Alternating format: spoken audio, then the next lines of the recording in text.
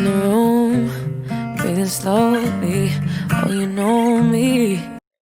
All right. Hi, Tiana. How are you? Great. How's it going? Good. Thank you so much for agreeing to be on the blog. I'm just so excited to have you here. Like having someone who's my age, who's doing it big and being, featured in a book by a culinary giant is really exciting. So thank you again. Thank you. No, thank you. I'm really excited that you're doing this actually. Like, this is amazing. I'm excited that people are like responding to this book so well. It's like so excited about that. Yes, yes. No, it definitely is exciting. And so I just wanted to start off by asking you, like, when did you start cooking and when did you know that you wanted to be a chef?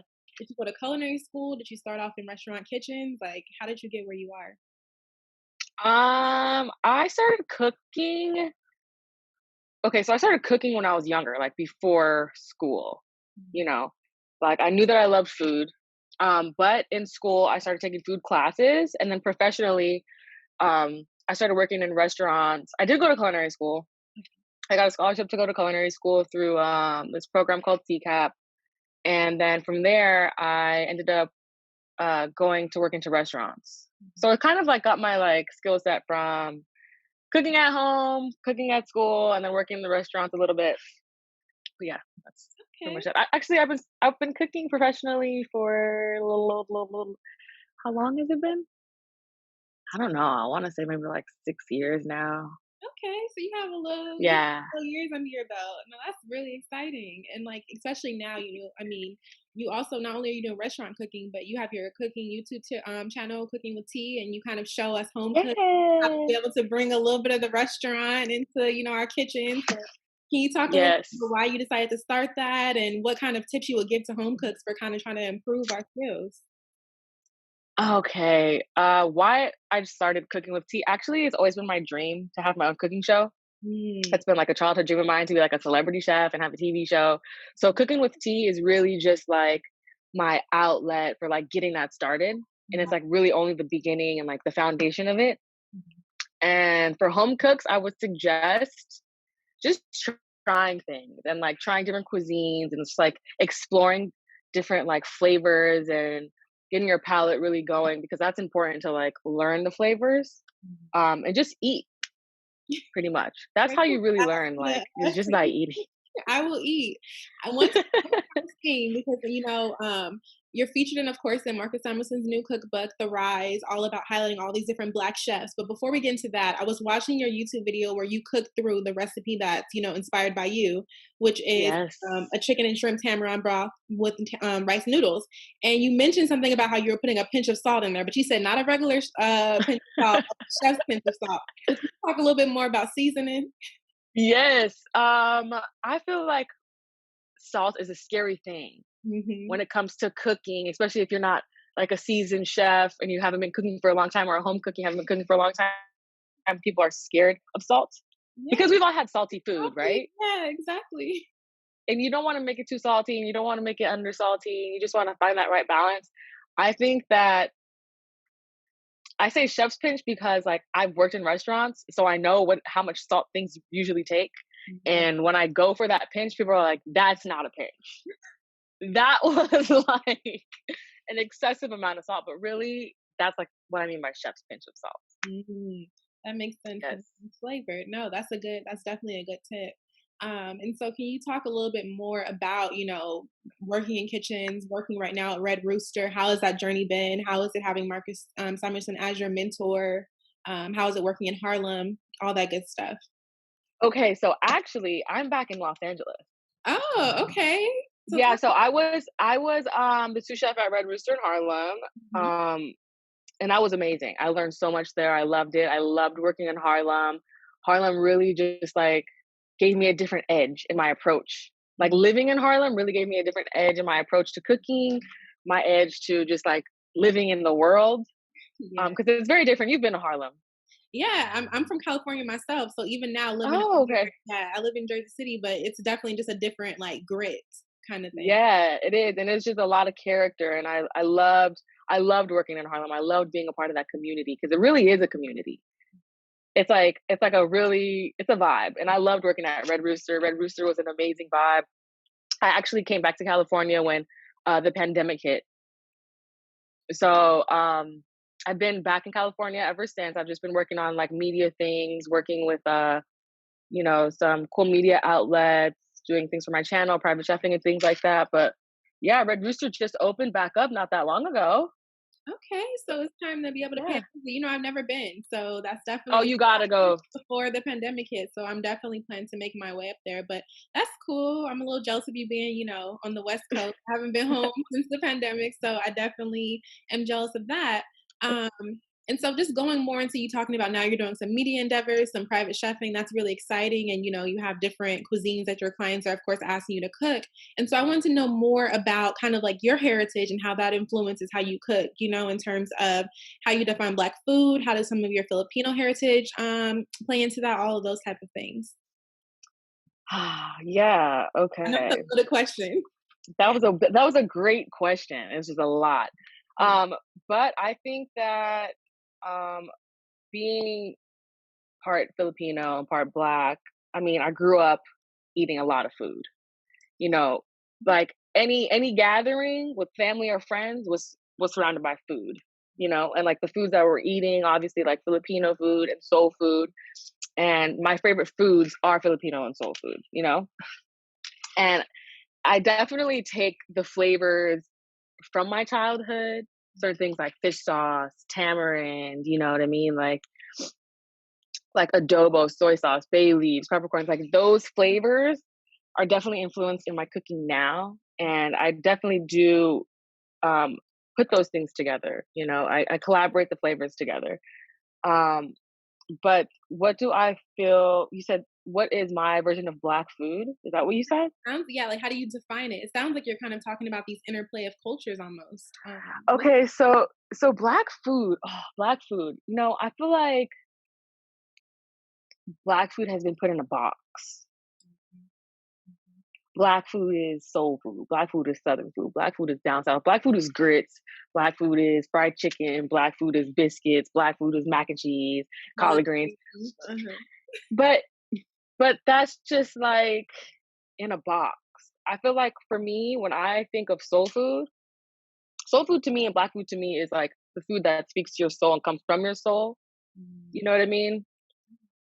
Food that like you grew up eating, food that makes you happy, food that like is a part of your language, if that makes I get sense. that when it's just like you set back from a meal and you're just like you just feel fed, right? And Yeah. these different layers. I think especially, even with the blog, right? I'm looking into all these different diasporic foods. So it is so unique. But I think that the one thing that you have with all of these Black cuisines is that kind of enriching just, no matter what may have been going on around, you could get around the table, like you said, family gatherings and have some good food that just really left you feeling satisfied. So I think that's a great. Yeah. And even like in the cookbook, The Rise, like, I think the narrative is pretty much redefining what it means to be a Black chef and what is Black food. You know what I mean? Because there's all different kinds of like flavor profiles in that cookbook For that are sure. coming from all over, but that are here in America that have not been like shined upon in a sense. Hmm. But I'm really looking forward to like what the future brings for like the Black community and Black flavors and Black food. So that was Yeah. a great question. I love that question. Thank you. No, but thank you for answering because it definitely was tough, but I'm excited as well. I think there's so much, possibility for sure. And so, kind of talking about possibility and things like that, who do you look up to in the food world? Who do you see making moves that you're like, okay, I can see this really redefining Black food or just food in general? Definitely my mentor, Marcus Samuelsson. He's like, it's crazy because I've always looked up to him. And like, Mhm. when I met him for the first time, I was just like, wow, this is insane. Like, you know what I mean? And huge shout out to him for doing all that he does for Black chefs, Black cooks, and just like our community in general. Definitely really look up to Chef Naisha Arrington. She's super dope. She's an amazing chef. Adrian Cheatham, super dope. JJ Johnson. Oh, this is her in Um, the cookbook. yeah, like mate, honestly, there's a lot of great chefs represented in that cookbook, a lot of great recipes in that cookbook. But I even look up to people that, you know, like I've worked with just randomly in Mm, the kitchen. Like I've came across paths, you know what I mean? Like certain cooks, even dishwashers. You know what I mean? Just like even servers. Like I'm inspired by everything that's around me. I pull from all that kind of stuff. But yeah, I don't want to say that I have like one muse. I don't think that that's definitely no. What you gave me, I think, especially even how you really talked about learning from the people around you who may not be named chefs, right, or be named people, because so much of the best food, the best inspirations comes from those everyday people. So no, I think that that's a great way to Exactly. think about it. Right? These are the people we know, but they've been influenced by people that we may never have heard of, and it's just continue to feed the world. So no, I think that's definitely a great way to think about it. And so moving a Absolutely. little bit more back into kind of the home kitchen cooking thing, what is your favorite dish to make at home? Favorite dish to I make know, at probably home. loaded because if you're like me, it's a lot of a lot of good food. But There's what's a your lot of good food. You know, an ideal meal for me is anything that has to do with seafood, right? mm, Maybe a nice piece of fish that's seared. But when it comes to like my favorite thing to make, I never have one answer. It's just something that has to be good. yeah. um, but I love pasta. I love making pasta. Pasta is like one of my favorite things to do. I love making fresh pasta from scratch as well. Okay. Um, I also like to cook seasonally. So like I like to pull from what's around me. I always love a great salad. I love to make salad. I feel like a salad is an underrated meal. Listen, Um, I have said multiple times that salad is my favorite food, and people are like, "What?" But think about it. You can like if you load it up with all those good veggies. I just want some good. Listen, it is good. Some good on there. I'm not mad. Some cheese. No, I get you. yeah. But for me, when I'm cooking at home, I kind of really want to make it as simple as possible and Mhm. easy and efficient. But there are times where I do like tap into my like restaurant bag and like, the finesse and all that stuff. But most of the time when I'm cooking at home, I definitely keep it nice and simple. A Yeah. simple meal is always the way to go. And simple can taste just as good as the more fancy ones, right? And so when you are cooking, whatever it is, Yes. something simple, what are kind of like your five on-hand ingredients that you will just always find in your pantry or fridge to whip something up? All right. You always can find in my kitchen good butter. Always. What's good butter? Is it just like I thought I all said, butter. what is good butter? All butter is good butter. Mhm. But um, when I say good butter, I don't know. I mean like You importing this, butter in? Like like the good kind of butter, just like nice grass fed butter, nice and yellow, like deep yellow butter. You okay. know what I mean? Oh, so it's not that like kind of light, not really seasoned looking kind of I butter. mean, hey, I have no shade against the butter. I love butter. I didn't even mean to come at it. Come. I'm not trying to be like you're coming for it. Just trying to get clarification. So we got butter. What else? Butter, definitely kosher salt all day. Okay. Butter, kosher salt, a good olive oil. Lemons are always on hand, and garlic. I feel like if I have those five things, I can make anything taste good. It sounds almost like right. You have your fat, your salt, your acid. I'm waiting for the heat a little bit, but we I it's mean, pretty well yeah, rounded. the heat. Yeah, the heat is there. The heat is there. Believe. Okay. But yeah, chilies are always there. I love dried chilies. I prefer using fresh chilies, like Thai chilies, if I'm gonna throw some heat in there. Mhm. But yeah, That's those excellent. are five key essential ingredients. I like that. I like that. So I have just a couple more questions. One thing I want Yeah, for sure. is what will be your last meal? My last meal. You're like, where is she coming? Okay, this question raises my eyebrows a little bit. But one food that I can eat for the rest of my life, Mhm. let's rephrase this because Yeah, I don't I want to think have a that. last meal. No, like, especially with a pandemic. You're right. Okay, yeah. Sure. One food that I can eat for the rest of my life would be sushi. Okay. Sushi, sushi, sushi, sushi. Sushi is like one of my favorite foods in the world. Period. I love sushi. Okay, so a little fancy, a little fancy. No, that's good. Sushi is delicious. And so, talking about sushi, would that be where your dream kind of food destination would be? Or to be somewhere like Japan, or where would you just love to constantly just eat the food? I would love to go to Japan. I would love to go to Japan. I have many dream destinations for food, but definitely Japan is like top 3 for sure. I just love the cuisine. It's so clean, so simple, so fresh. But yeah, I definitely, when I was younger, I actually wanted to be a sushi chef. Oh, When I wow. was a little, Like a when I little, was a when I was a little girl. wow. How are you, little you, like talking about being a sushi chef? Did you have I sushi? just always knew that I wanted to be a chef, but Wow. and I always knew that I love food, but I remember speaking to the sushi chef at the counter one day, Mhm. and I was sitting there with my mom, and I was just like, oh my God, I was just like amazed at how I loved sushi so much. And I asked him, I said, I want to be a sushi chef one day. How can I be a sushi chef? He said, you can never be a sushi chef. What? And I said, why? Why are they crushing dreams? I was a little girl. He That's said, what your I'm saying. hands, At least just he tell said, you. your hands are too hot. I Oh, was just like, wow.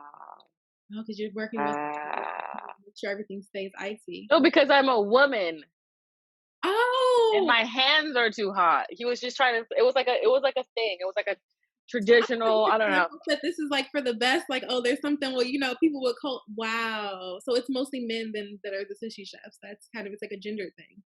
Yeah, but I mean, it's 2020, you know what I mean? I'm sure there actually is some amazing female sushi chefs, but yeah, still love sushi. Probably not going to become a sushi chef.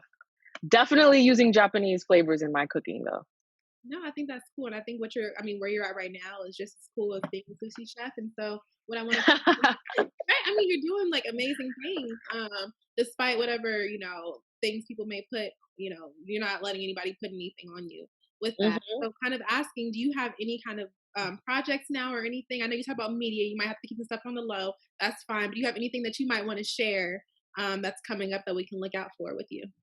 Yes, lots of exciting things coming up. You guys can look out for. I have a great video coming through with Bon Appetit very soon, Bon Appetit magazine. Ooh, okay. I'm very excited to be working with them. That's something that you guys should be on the lookout for. Other than that, just tap into my YouTube channel, Cooking with Tea. Yes, can you shout out your Stay Instagram? tuned. Oh, Oh, my Instagram, Chef Tiana Gee. Tap into that. There's a link in my bio with all my stuff on my TikTok, Twitter, all the things. So there's so many media outlets nowadays. It's just like.